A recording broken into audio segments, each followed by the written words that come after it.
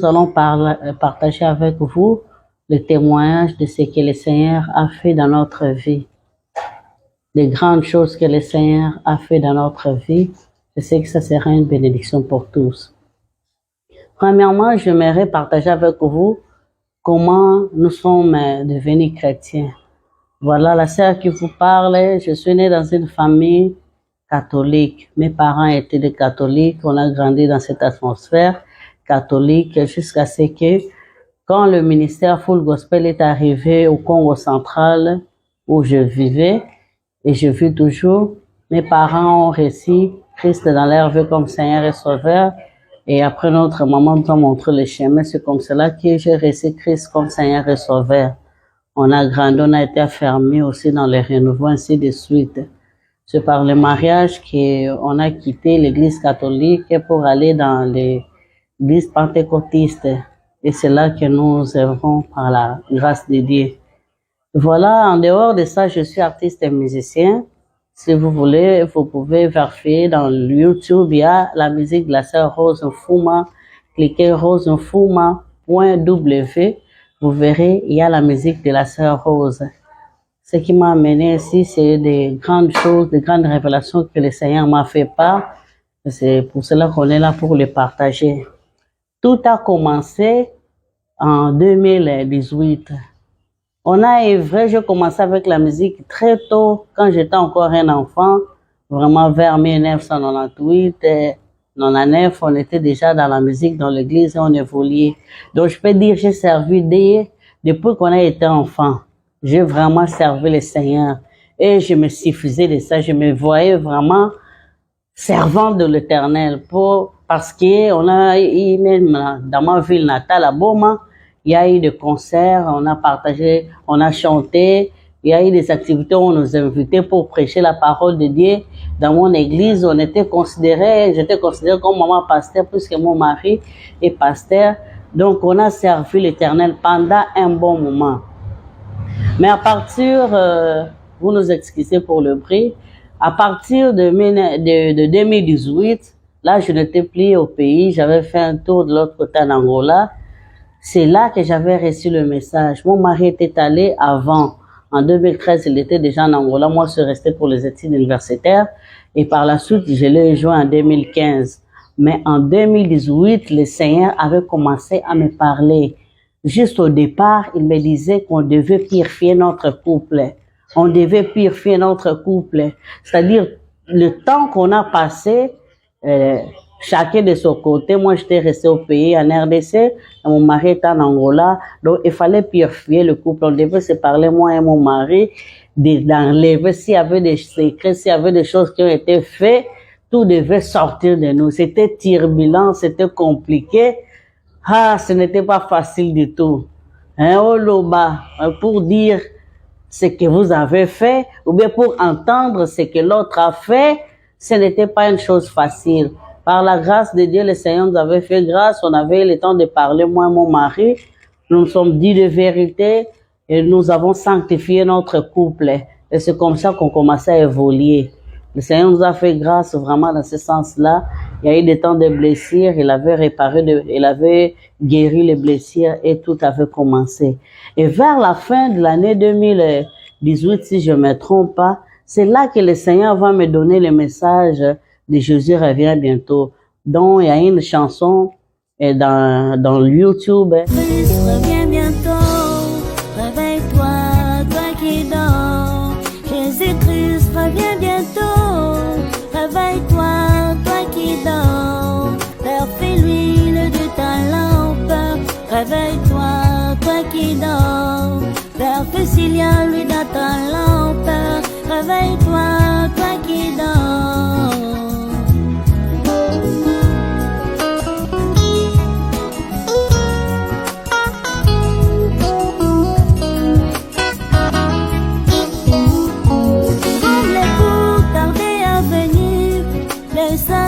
Les folles dormir et au milieu de la nuit un cri s'est fait entendre. Réveillez-vous, réveillez-vous, et pourrait arriver, allez à sa rencontre. Réveillez-vous,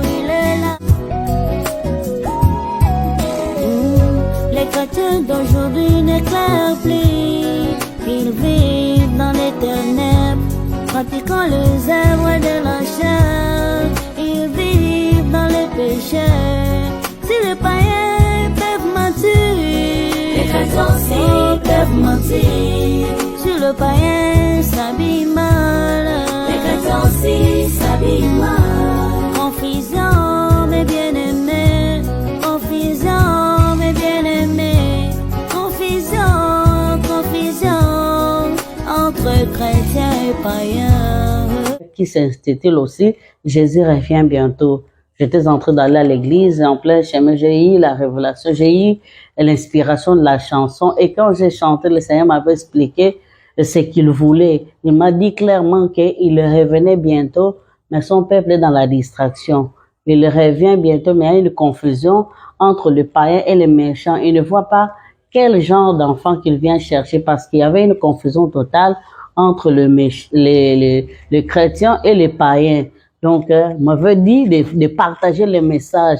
Là, on s'est référé sur le livre de Matthieu, chapitre 25, l'histoire des vierges folles et sales. Et le Seigneur m'avait fait grâce, j'avais réalisé cet album dont le titre est Jésus revient bientôt. On a chanté, mais curieusement, après les années, après que le Seigneur m'a révélé autre chose, c'est là que j'avais compris que j'avais chanté quelque chose que moi-même je ne saisissais pas. J'avais donné un message dans ma chanson que moi-même je n'avais pas saisi. J'avais parlé de l'accoutrement des chrétiens et des païens, mais moi-même je n'avais pas saisi. Car si vous vérifiez ma chanson de Jésus revient bientôt, le message est très bien, mais je n'étais pas encore dans la sanctification extérieure. Et c'était parti à partir de là. J'ai fait la promotion de l'album au niveau de l'Angola, Luanda, Soyo, Boma. J'ai fait Matadi et Kinshasa aussi. Et j'étais là au début en janvier 2020. Et le Seigneur m'avait fait grâce, m'avait ouvert des dons. Donc, vraiment, je pouvais bien distinguer la voix de Christ quand il me parlait. Je pouvais avoir des visions, des révélations et je me suffisais pour ça. Je me disais, voilà, je suis maintenant en bonne relation avec le Seigneur. Tout va bien. Jésus revient bientôt. Je me purifie, je me sanctifie. Donc, on l'attend en bras ouverts et on espérait au royaume des cieux. Et jusqu'à ce qu'un jour, quand j'ai fini ma tournée au niveau de la RDC, j'étais retourné en Angola, Luanda, au mois de mars 2020. Quand je suis rentré, il y a eu confinement et le corona avait commencé. Et c'est par là, au même mois de mars, je vais recevoir cette vision du Seigneur qui regardait la terre. Hein, le Seigneur regardait la terre et il a bougé la tête, il a fait ceci. Je ne sais pas, je suis en train de revenir, mais je ne sais pas. Je viens chercher, je viens prendre qui? Personne n'est prêt pour le moment. Si je revenais maintenant là, personne n'ira avec moi. Et quand j'avais appris ça, j'avais douté, j'avais murmuré au-dedans de moi. Parce que je me disais, oh, moi je sais que Jésus revient bientôt. J'ai partagé ces messages, je me purifie, je me sanctifie tous les jours. Si seulement il avait dit même une personne pouvait aller avec lui, je pouvais me pointer, mais dire que s'il arrivait tout de suite, la personne ira avec lui. Vraiment, j'avais hésité dans mon cœur. Et c'est là que tout a commencé. Le Seigneur avait repris pour me dire, si je venais maintenant là, même toi, Rose, tu n'iras pas avec moi. Pourquoi? Parce que tu m'insultes. Il m'avait montré l'image de moi. Donc, je ne sais pas comment comprendre. Ce sont des révélations de la part de Dieu. Ce sont des choses qui se passent. Parfois, vous ne parlez pas, mais vous êtes en train de causer avec quelqu'un. C'était un peu dans ce sens-là. Il m'a dit que je n'étais pas dit d'être enlevé avec lui parce que je l'insultais à cause des ongles artificiels que je mettais, à cause des rouges à lèvres, à cause de tout ce qu'on appelle maquillage, tout ce que je mettais là, des cheveux artificiels. Et vraiment, je n'avais pas droit à être enlevé avec lui. Et quand j'avais écouté ça, j'étais sous choc parce que je savais, j'étais convaincue que c'est le Seigneur qui me parlait. J'étais vraiment choquée et j'ai vu ce qui s'est passé. Puisque quand j'étais mariée, j'étais mince, vraiment très mince. Et après avoir mis au monde mes 4 enfants, j'étais devenue grasse et je luttais contre la vieillesse. J'étais artiste. Je faisais tout pour apparaître physiquement. Puisque c'était aussi le goût de mon mari. de temps en temps, mon mari me rappelait que lui, il aime que sa femme apparaisse. Il y a des fois, c'est lui-même qui choisissait même des tenues que je devais mettre. Et tout d'un coup, le Seigneur me dit qu'il est dans cette forme-là, s'il venait, je ne vais pas participer à l'enlèvement. Je lui dis, Seigneur, mais mon mari est encore jeune, ce que vous me demandez là. Finalement, il ne m'avait même pas supplié ce que j'avais entendu dedans de moi. C'est comme si m'avait dit, c'est toi qui sais si tu vas chercher à pleurer ton mari ou bien tu vas obéir à la voix de Dieu. J'étais triste et le songe s'était arrêté là. Quand je m'étais réveillée, vraiment je savais, j'étais convaincue au-dedans de moi que c'est le Seigneur qui avait parlé. Maintenant je me disais comment faire? Parce que mon mari me rappelait que lui il n'est pas de la province, lui il est la capitale. Lui il aime que sa femme apparaisse. Et maintenant comment est-ce que je vais essayer de suivre ce que le Seigneur me dit? J'aurais des problèmes d'avoir à la maison. C'était compliqué. Et curieusement le même jour, le matin, une sœur que j'encadrais spirituellement était venue aussi à la maison dans la même période pour me dire, ma Rose, j'ai suivi quelque chose sur YouTube. Il paraîtrait que les cheveux artificiels, tout ça, c'est un péché, ça vient de sirène, quelque chose de pareil. Donc, comme s'il venait à ajouter le coup du marteau dans les cœurs qui étaient déjà sous choc. Donc, je la regardais, je ne voulais même pas la répondre. Donc, comme si c'était une confirmation de ce que j'avais vu.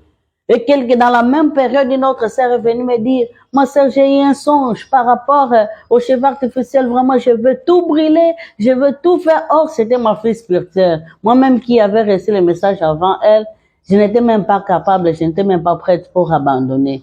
Mais après avoir suivi mes bien-aimés, finalement, je m'étais dit, en tout cas, pour moi, je n'aime pas l'enfer. C'est quelque chose que je ne peux pas imaginer. Je m'étais dit, bon, le choix est clair. Entre le mariage et le royaume des cieux, j'ai choisi quand même le Seigneur. Et j'ai dans la précipitation l'idée, je voulais dévancer Dieu. Je m'étais dit, avant qu'il me dise de jeter ou de brûler, laisse-moi vendre. Je vais vendre mes cabellos, mes cheveux artificiels, comme c'était un peu coûteux, comme ça, avec de l'argent que j'aurais, puisque dans cette période-là de confinement, vraiment la vie était dure. Surtout pour nous au niveau de Luanda, c'était compliqué. Les marchés, ce n'était pas chaque jour. Je me suis dit, je vends les cabellos que j'ai, je vends tout ce que je peux vendre, j'achète le maïs, je vais acheter le maïs, du sucre et je vais distribuer aux voisins ce qui était tout autour. J'avais vendu le premier cabello que j'avais, le deuxième, et c'était parti. J'achetais du sucre pour partager avec les voisins. Quand j'avais récupéré le dernier cabello pour préparer à la vente, c'est alors que le Seigneur va me parler. Cette fois-là, ce n'était pas dans un songe. Pendant que j'étais en train de payer, il m'a dit, évangéliste, toi tu es méchante, toi tu fouilles l'enfer pour jeter d'autres personnes en enfer. Comment est-ce que tu vas évangéliser la personne dont tu as vendu tes cheveux? Donc le ciel est destiné seulement pour les gens comme vous, et là-bas, vous les destinez en enfer. J'étais sous choc. Finalement, j'avais jeté le dernier et j'avais essayé de récupérer ce que j'avais vendu, bien qu'une personne avait refusé de me les rendre. Donc, c'était un peu ça. C'est alors que tout avait commencé, tout a commencé à changer. Moi qui suis artiste, vraiment, au départ, nous, on pensait être artiste. Ce n'est pas seulement présenter Christ, mais vous-même, vous devez présenter ce que vous êtes. Donc, en vrai dire, je peux me dire, étant qu'artiste, je ne sais pas pour les autres, mais du moins l'apparence comptait. Et on travaillait beaucoup plus pour notre apparence. Donc quand j'ai concert, quand j'ai une activité, je sais que je vais passer à la télé, je vais passer devant plusieurs personnes, donc je devais me préparer.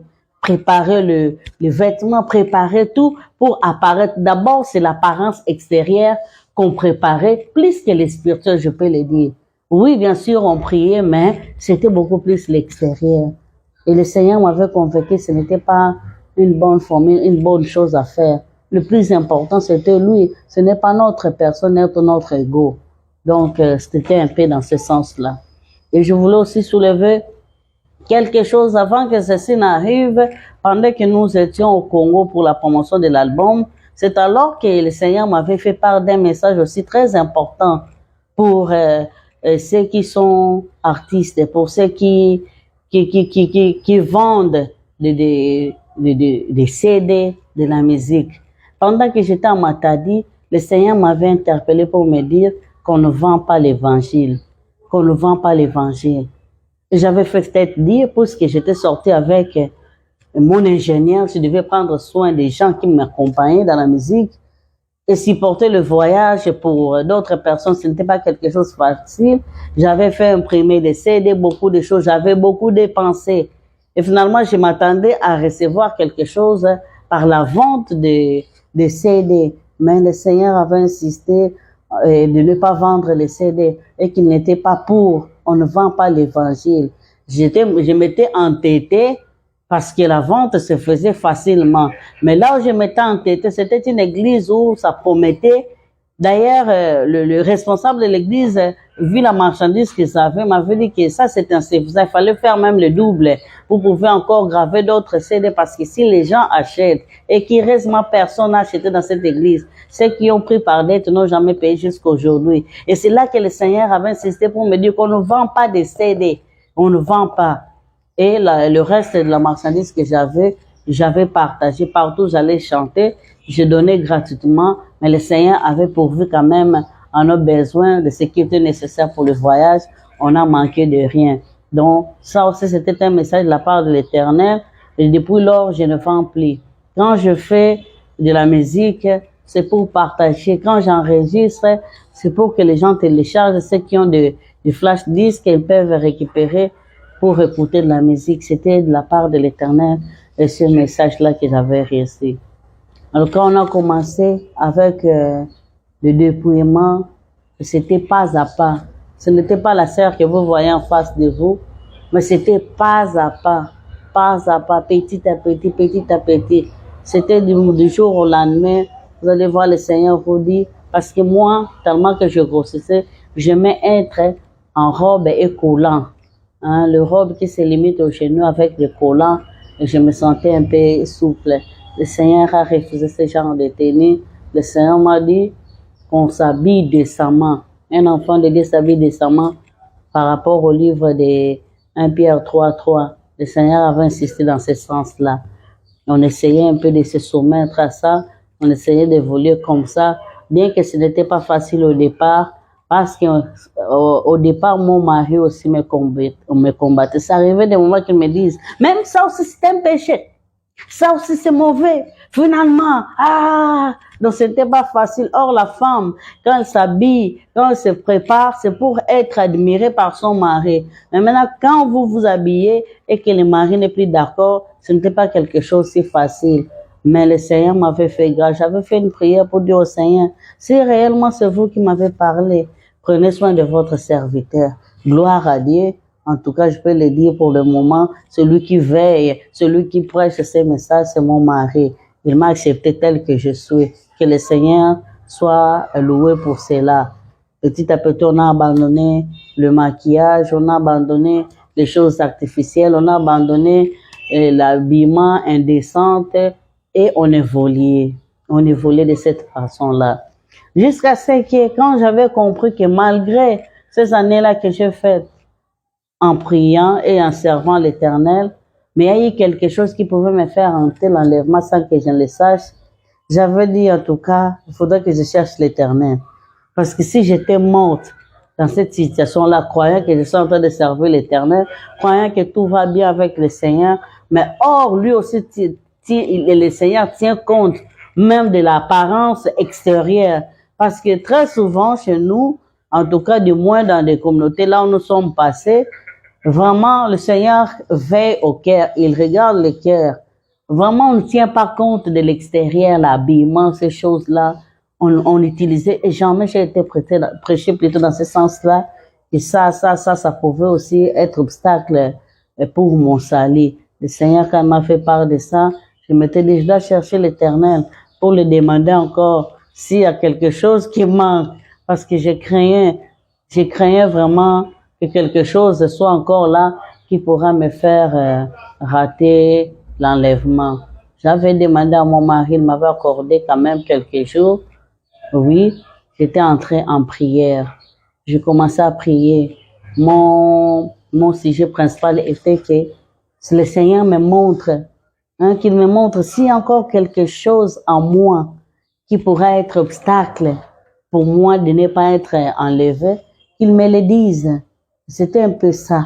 J'ai mis beaucoup de jours, j'étais en train de prier, j'étais en retraite personnelle, j'ai prié, j'ai cherché l'Éternel. Curieusement, pendant que j'étais en retraite, le Seigneur m'avait envoyé d'aller lire le livre de Lévitique. En tout cas, pour moi, j'avais trouvé cela ennuyant, ça n'avait pas de sens. D'abord, je ne sors pas du matin au soir, vous êtes là, assis, et vous allez lire le livre de Lévitique, là où le Seigneur disait à Moïse, voilà comment tu vas faire les habits d'Aaron, tu vas mettre ceci, cela, ainsi de suite. Je ne voulais pas. Mais à chaque fois que je voulais changer de livre, le Seigneur me renvoyait là-bas pour lire le livre de Lévitique. Bon, finalement, j'avais obéi. Je commençais à faire une lecture simple. Je lis. Et lorsque j'étais arrivé à la fin, je crois bien vers le 15e jour, c'est alors que je vais recevoir un message. Le message que j'avais reçu, c'était vraiment... Dans cette nuit-là, j'avais vu au ciel comme un signe du chapelet. Un grand chapelet alors qui était scindé en 7 groupes. Et quand j'avais vu ça, j'avais entendu une voix féminine qui était en train de rire, genre comme nous voyons dans les films de Hollywood, quand on parle des démons, quand ils parlent, ils rient. Donc c'était de cette manière-là. Cette voix-là féminine riait et se moquait de moi. La première chose qu'elle avait dit, c'était que les gens comme vous, en tout cas quand j'ai déjà eu quelque chose, quand je l'ai déjà attrapé, je lui laisse la liberté. Donc il m'a fait comprendre des gens comme nous, dès qu'ils ont quelque chose auquel ils nous retiennent, et ils nous laissent la liberté. C'est-à-dire, tu vas prier, tu vas voir des résultats par rapport à ta prière, tu vas voir apparemment la main de l'Éternel, donc comme si tout va bien, et vous n'allez vous douter de rien pour que vous n'allez pas demander au Seigneur qu'est-ce qui ne va pas. Et elle avait raison, parce que quand je vois déjà qu'il y a quelque chose qui ne va pas pendant que je prie, je demande au Seigneur, Seigneur, qu'est-ce qui ne va pas? Je veux chercher à savoir. Et cette femme-là, cette sirène-là, je peux l'appeler ainsi, elle savait, c'est pour cela qu'elle m'avait dit, les gens comme vous, dès que j'ai quelque chose contre eux, je lui laisse la liberté. Donc comme s'il donne des ordres même aux démons, en tout cas de la déranger, puis laissez-la tranquille. Quand elle prie, donnez-la ce qu'elle veut, parce qu'ils ont déjà quelque chose comme un atout pour acquiser. Alors quand j'avais écouté ça, j'étais maintenant curieuse. Après, elle va prendre la parole pour me dire que moi j'étais sa fille. Rose, ma fille, ton nom est écrit ici, dans son livre à elle. Donc, mon nom était écrit dans son livre. Mon nom n'était pas écrit plutôt dans le livre de vie. C'était un choc. Je dis jamais de la vie. Jamais de la vie. Et elle m'expliquait pour me dire que je montais des degrés dans la sorcellerie, donc, dans son domaine. À chaque fois que je mettais de leurs choses, j'ai progressé spirituellement dans leur domaine. Elle s'était présentée comme Versace. Donc on avait dit cette femme-là, cette sirène-là, celle-là qui me parlait, c'était Versace. J'ai dit quoi? Elle a dit oui, chaque fois que vous utilisez mes produits, vous progressez ici et votre nom est dans mon livre, donc pas dans les livres de vie. J'ai commencé à réprimander, j'ai commencé à chasser et à me lever contre cet esprit des mensonges parce que je disais jamais de la vie. Vu ce qui s'était passé dans ma vie, comment je m'étais dépouillé de toutes ces choses-là, les cabellos, les mèches, les quoi là, et tout d'un coup, un démon comme ça vient me dire que mon nom n'est pas dans le livre de vie. Jamais ça ne pouvait pas se faire. J'ai dit, c'était menteuse. Moi, je suis un enfant de Dieu, né de nouveau. C'était un peu ça. Et le Seigneur m'avait répondu. Donc, pendant que on était en train de se disputer avec cette entité-là spirituelle, le Seigneur a pris la parole lui-même. Je ne l'avais pas vu, mais je pouvais l'entendre. Il a dit, Rose, Rose, Rose. Ce qu'elle dit là, c'est vrai.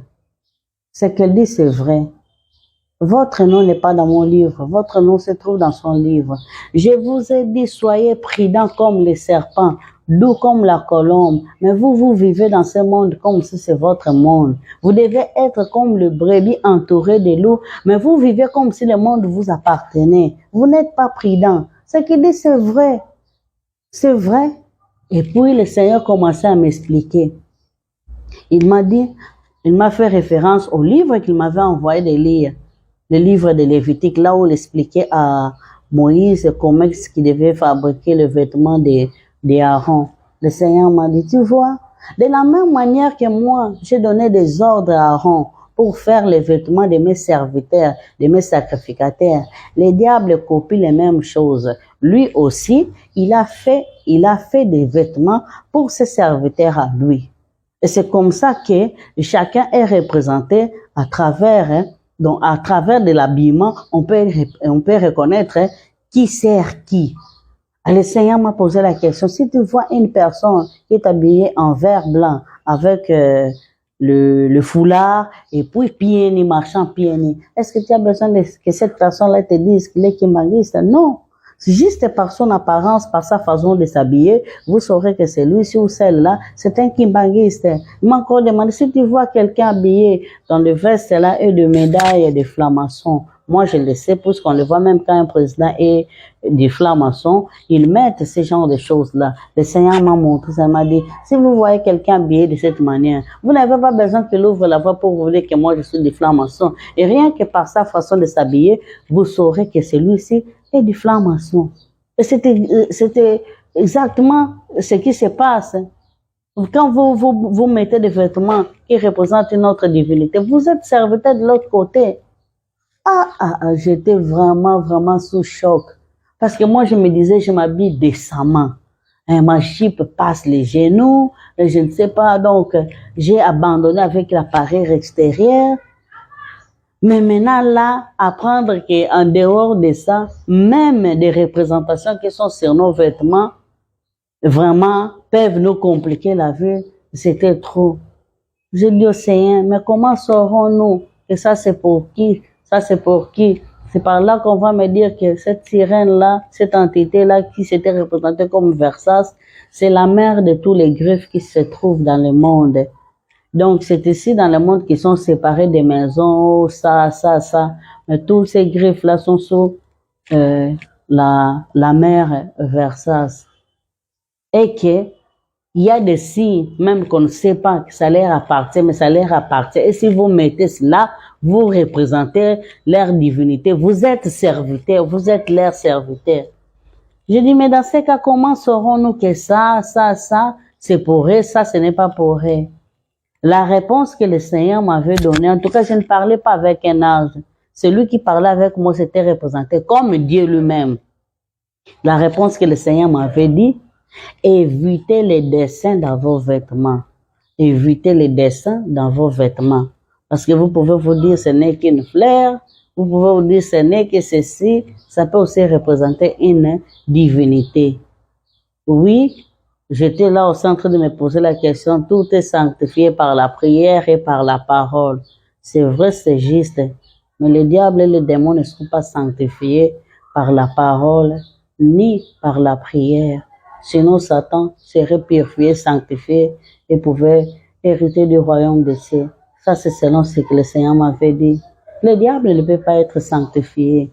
Tout ce qu'on peut acheter, tout peut être souillé, on peut le purifier, on peut le sanctifier par le sang de Jésus. Mais ce qui représente une divinité satanique, ce sont des choses qu'on ne doit pas mettre parce qu'on se représente comme le serviteur du diable. Donc le Seigneur m'avait dit d'éviter le dessin dans mes vêtements. Ça, c'était encore le message que le Seigneur m'avait fait part pendant que j'étais en prière pour chercher à savoir en dehors des dépouillements, en dehors de tout ce que j'avais abandonné, est-ce qu'il y a quelque chose qui devait encore me compliquer? Et c'est là que le Seigneur m'avait fait part de cette révélation. Donc, que le Seigneur nous aide. Je sais que c'est compliqué, ça peut apparaître beaucoup. Finalement, on va vivre comment? Finalement, ça, on ne touche pas, on ne fait pas. C'est comment?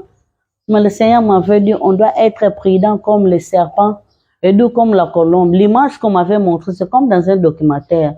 Et j'avais vu l'image dans un documentaire, comment les animaux, quand ils boivent et quand ils mangent, ils sont très prudents. Il suffit seulement d'avoir un faux pas, déjà c'est la fuite. Mais le Seigneur m'avait dit, nous, ces enfants, nous ne sommes pas comme ça. On devait se comporter de la sorte. Mais nous sommes dans le monde comme si nous sommes du monde. Nous voulons tout faire comme ceux du monde font. Et c'est pour cela que facilement on est en proie devant l'adversaire. Nous ne sommes pas du monde pour nous conformer au monde. Parce que si ça inquiète, parce qu'un peu, on veut faire comme tout le monde fait. On veut vivre comme tout le monde le veut. Mais ce n'est pas ça la vie chrétienne. Que le Seigneur nous aide. Vraiment, c'était le message que le Seigneur nous avait fait part sur ce qui concerne le déploiement. Voilà, merci, que le Seigneur vous bénisse d'avoir suivi.